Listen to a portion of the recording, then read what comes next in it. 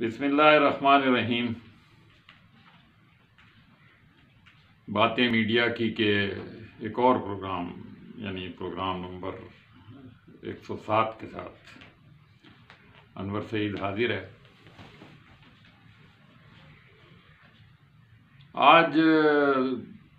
ویسے تو ایک کتاب ہی کا تعارف کرانا مقصود تھا، مگر اس کتاب کے حوالے سے ایک دوسری کتاب جو بہت معروف ہے، بہت مشہور ہے، بہت پڑھی گئی ہے، اس کا بھی ذکر آنا ضروری ہے۔ میری مراد شہاب بیتی سے ہے۔ شہاب نامہ آپ نے پڑھا ہوگا اور بہت مرتبہ اس کے مصنف یعنی قدرت اللہ شہاب کا نام بھی سنا ہوگا، لیکن یہ شہاب بیتی جن صاحب کی آپ بیتی ہے، یہ قدرت اللہ شہاب سے بھی زیادہ سینئر ICS یعنی انڈین سول سروس کے آفیسر۔ یہ سن 1935 میں ICS افسر بنے، جبکہ قدرت اللہ شہاب ان سے 5 سال کے بعد یعنی 1940 میں انڈین سول سروس میں شامل ہوئے، جو بعد میں پاکستان بننے کے بعد CSP اور پھر CSS اور کیا کیا کن ناموں سے وہ آج کل معروف ہے۔ یہ شہاب بیتی جو کتاب ہے، اس کے مصنف ہیں شہاب الدین رحمۃ اللہ۔ اب چونکہ ان کا نام بھی شہاب الدین ہے تو انہوں نے بھی شہاب بیتی اس کتاب کا نام لکھا ہے۔ شہاب الدین صاحب کا تعلق بہار سے تھا، اور یہ اس زمانے میں جو ICS آفیسر تھے وہ UP، بہار، زیادہ تر ان علاقوں سے مسلمان منتخب ہوا کرتے تھے، اور کچھ پنجاب کے علاقے، مشرقی پنجاب کے تھے۔ شہاب الدین صاحب نے یہ کتاب قدرت اللہ شہاب کی کتاب کے بعد لکھی ہے، یعنی انہوں نے سن 1986 میں شاید یہ لکھنا شروع کی، اور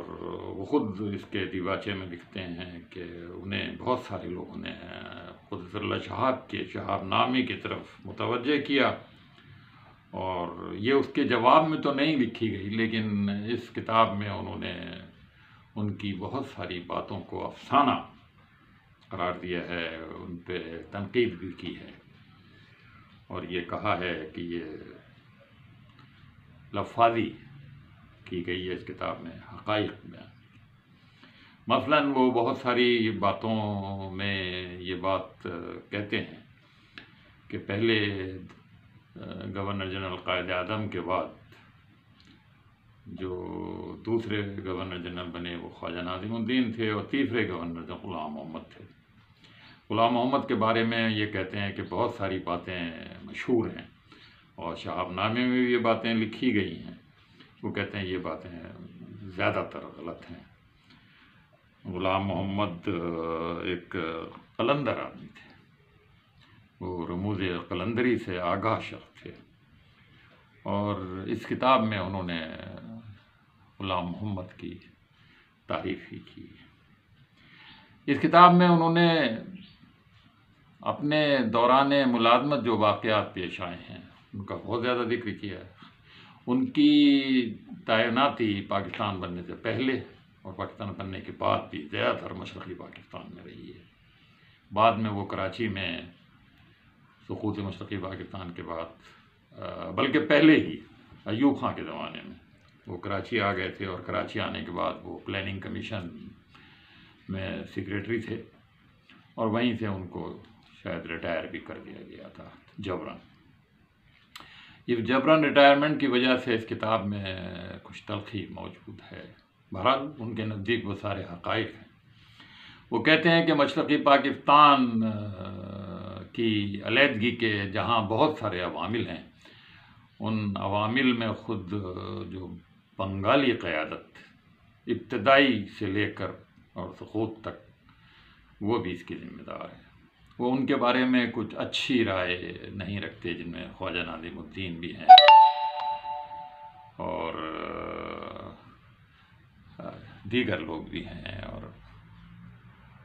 ایک فضل الحق کا بھی ذکر ہے، سہروردی کا بھی ذکر ہے، مجیب الرحمان کا بھی ذکر ہے۔ سہروردی صاحب کے بارے میں انہوں نے کچھ اچھی رائے کا اظہار کیا ہے، لیکن حیرت ہوتی ہے کہ خواجہ ناظم الدین جیسے شخص کے بارے میں بھی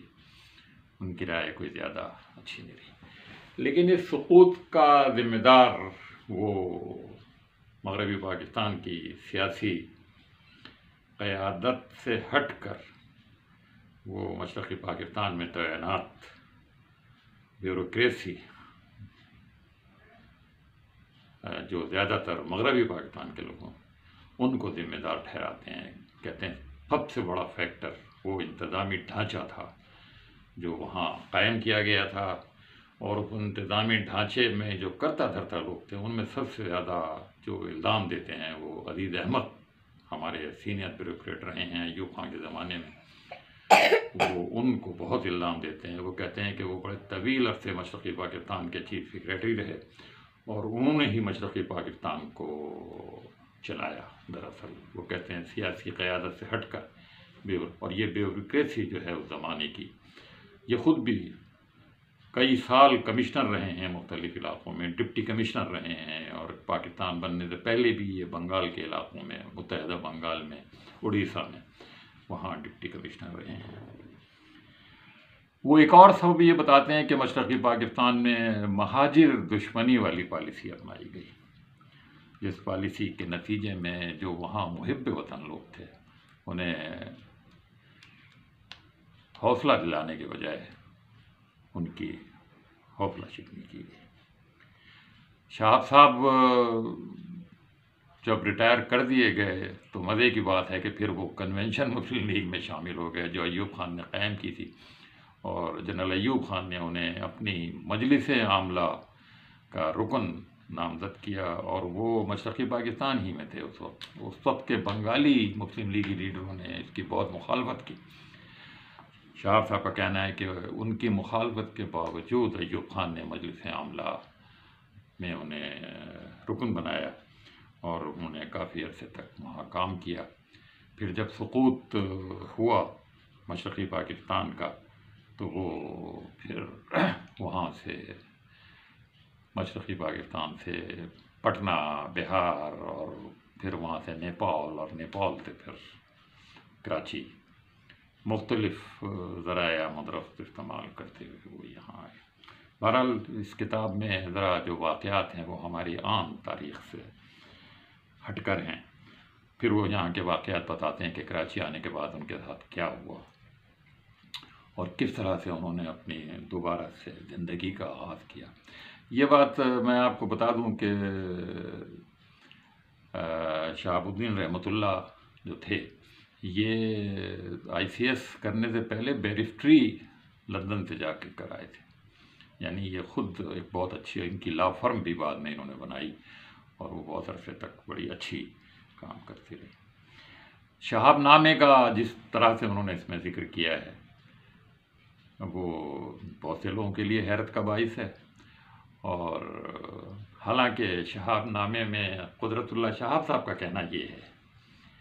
کہ انہوں نے بہت سارے کام، بہت ساری غلط باتیں ان سے منسوب اور ان کے نام پر لگا دی گئی ہیں۔ مثلاً وہ کہتے ہیں صحافیوں اور ادیبوں کو خریدنے کا کام، رائٹرز گلڈ بنانے کا کام یہ میرے ذمہ لگا دیا گیا ہے، حالانکہ میرا اس میں کوئی ہاتھ نہیں تھا، میری اس میں کوئی خاص ایسی کاوشیں نہیں تھیں، یہ کسی اور دوسرے بیوروکریٹ کا کام تھا، لیکن یہ چیزیں بھی میرے نام لگا دی گئی ہیں۔ بہرحال وہ یہ بھی کہتے ہیں کہ میں نے اپنی پوری سروس کے دوران بہت ہی ایمانداری سے کام کیا، اور میں نے کوئی اراضی یا پلاٹ بھی کبھی حاصل نہیں کیا، میں نے اپنے تبادلوں کے لیے، ترقی کے لیے کبھی کوئی سفارش بھی نہیں کرائی، اور میں دین کے بارے میں بھی کبھی کسی شک و شبے میں مبتلا نہیں رہا۔ آخری عرصے میں تو وہ پھر باقاعدہ صوفی ہو ہی گئے تھے، اور صوفیوں کو جو ایک ادیبوں کا، صوفیوں کو جو حلقہ اشفاق احمد جس میں تھے وہ اس میں شامل تھے۔ وہ کہتے ہیں کہ میں نے جو کتاب لکھی ہے اس کا مطلب نہ تو بت مقصد، نہ تو بت شکنی تھا، اور نہ ہی کوئی نئے بت تراشنا تھا۔ میرا مقصد تو سیدھے سیدھے کچھ واقعات تھے جو میرے لیے دلچسپ تھے اور لوگوں کے لیے، ان کو پھر میں نے وہ کہتے ہیں کہ میں نے 4 بار ملازمت سے استعفیٰ دیا، 3 بار میرا استعفیٰ ریجیکٹ کر دیا گیا قبل از وقت، اور چوتھی بار پھر وہ بھی قبل از وقت میرا استعفیٰ منظور کر لیا گیا۔ مجھے جنرل ضیاء الحق نے بھی اپنا مشیر بنانے کی پیشکش کی، لیکن اس کی بہرحال نوبت نہیں آئی اور پھر ان کا حادثہ ہو گیا۔ اس کتاب میں انہوں نے اپنے بچپن سے جو جموں میں گزرا تھا، بڑے عجیب و غریب واقعات، جنوں اور پریوں اور بھوتوں کے قصوں پر جو مشتمل ہیں، وہ بہت دلچسپ ہے۔ اس میں کچھ انہوں نے اپنے استادوں کا بھی ذکر کیا ہے جنہوں نے ان کو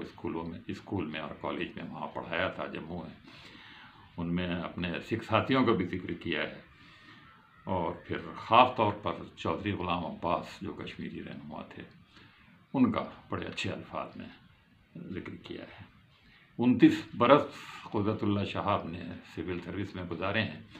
اور وہ کہتے ہیں کہ یہ سول سروس کا جو تالاب تھا، میں اس میں نہ مچھلی بن سکا اور نہ ہی میں مگرمچھ تھا۔ ان کی کتاب بھی بہت دلچسپ ہے، وہ بہت سے لوگوں نے پڑھی ہے، اور پاکستان بننے کے بعد کے واقعات کا بھی انہوں نے ذکر کیا ہے کہ جب میں پاکستان بنا اور کراچی آیا، کس طرح مجھے رہائش کا پرابلم ہوا، کس طرح آمد رفت کے لیے میرے پاس کیا تھا، کوئی سواری نہیں تھی، کس طرح سے اس زمانے کے بیوروکریٹس نے کس طرح سے پاکستان کے انتظام۔ بہرحال یہ دونوں کتابیں، شہاب بیتی بھی اور شہاب نامہ بھی، دونوں کتابیں پڑھنے پہ تعلق رکھتی ہیں۔ دونوں کو اگر تھوڑے وقفے کے ساتھ پڑھا جائے تو اور زیادہ مزہ آئے گا۔